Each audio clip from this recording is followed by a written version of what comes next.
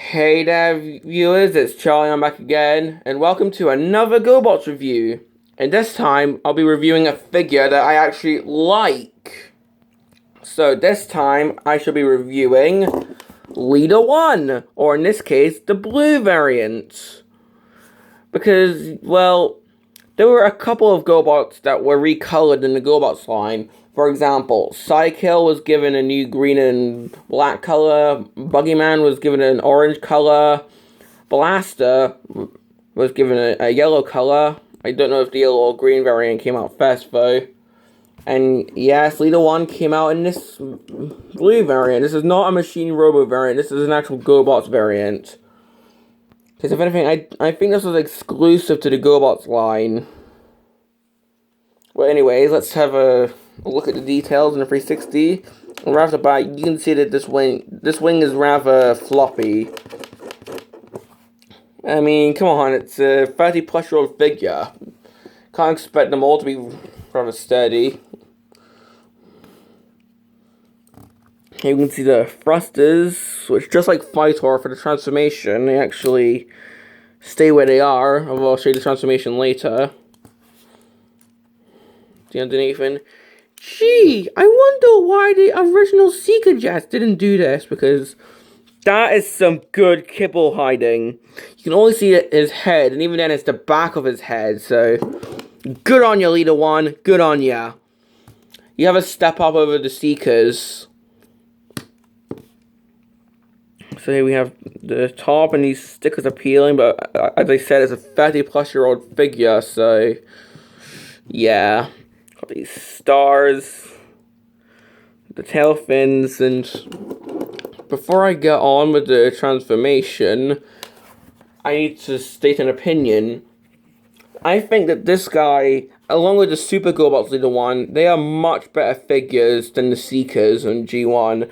And before you hit the dislike button and do death threats to me,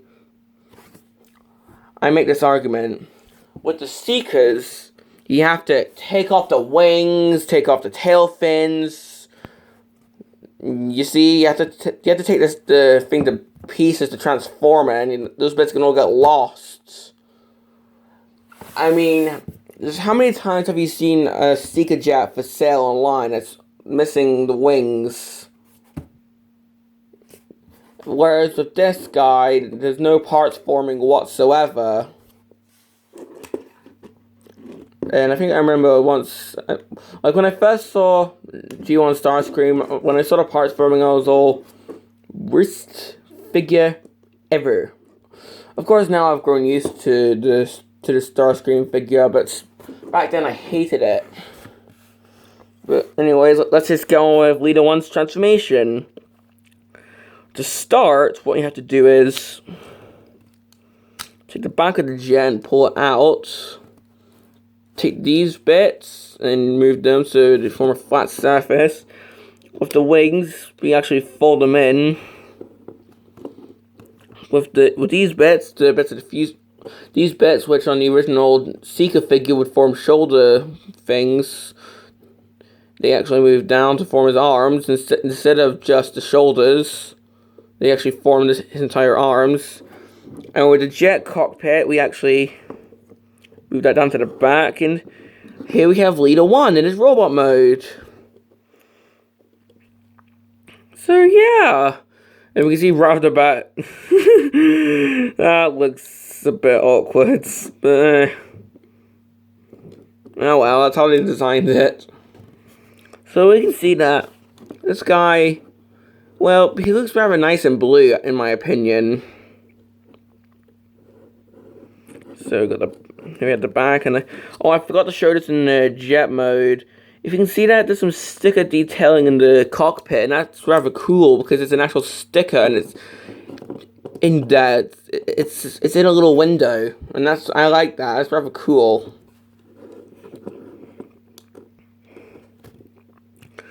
So let's just have a look at the head. And if you're a fan of the GoBots cartoon, yeah, this is not Leader-1's cartoon head. Here we can see, it looks like he's got a gas mask on with his mouth here, you see? it looks like he's got a gas mask on. Also got these shades, these yellow shades. Now, if you remember in the GoBots cartoon, well, Leader-1 had his standard grey color scheme. He never got this blue color scheme in the cartoon, but more importantly, his head was different. In the cartoon, Leader-1 actually had eyes and he had a mouth. So yeah, rather unique. So, articulation. Head, absolutely nothing. Arms, they move up like so, as every GoBots figure does.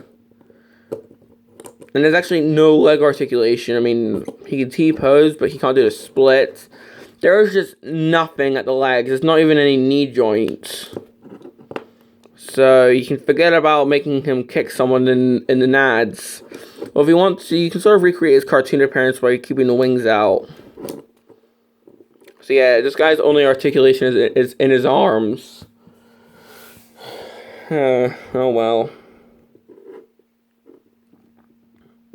That's pretty much all I have to say about Leader-1. Now, in the Renegade Rhetoric page and in Transformers stories where he appears, this guy's a recolor of Combiner Wars Air Raid, and I can see that because I think Air Raid was an F-15 jet, just like this guy. Although they could have used any F-15 jet, like classic Starscream or you know what? I guess Combiner Wars Air Raid is a good choice because he transforms rather similarly to this guy. So that pretty much does it for my review on Leader-1. Now, do I recommend him? Once again, if you're a GoBots fan, an 80s fan, or you want this guy, I do really like this guy, although I only say if you want this guy because there could be people who hate how he doesn't have any leg articulation and he can only move his arms. So, sorry, he's not top heavy, that was just me being clumsy. If you hate the fact that he doesn't move that well, but you still want a posable figure, there's always the Action Toys Machine Robo Eagle Robo, which is a much more posable version in the grey color. Oh, and I just realized I forgot to show the Machine Robo stamp, which is in one of his legs. I can't remember which one it was now. Sorry. Oh, here it is. It's under here. So sorry about that, folks. I'm stupid. Here it says MR25. Versus Bandai, 1985 Macau. So yeah. As I was saying, if you still want Leader-1, but you want a more posable figure, then I would say go for the Action Toys version of Eagle Robo, which is this guy's Japanese name. So, that's pretty much it for my review on Leader-1, the blue variant, although this could also go for the grey variant. And this is Charlie Young, signing off.